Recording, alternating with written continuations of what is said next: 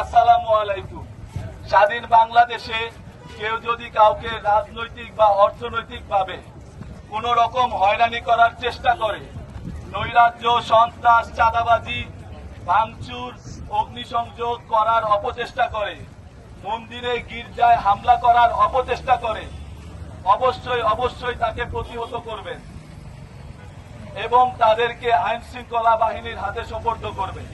ঢাকা 12 আসনের মাটির ও মানুষের নেতা জনাব সাইফুল আলম নিয়োগ ভাইয়ের পক্ষ থেকে অনুরোধ করা হলো, বাংলাদেশ জাতীয়তাবাদী ছাত্র দল সবসময় আপনাদের পাশে আছে। স্বাধীন বাংলাদেশে গণতন্ত্রকামী প্রত্যেকটি জনগণকে জানাই শুভেচ্ছা। আসসালামু আলাইকুম।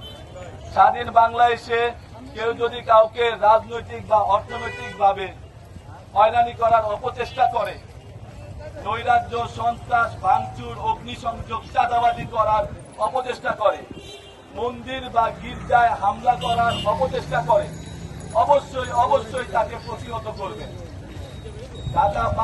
এবং আইন শৃঙ্খলা বাহিনীর হাতে সোপর্দ করবে।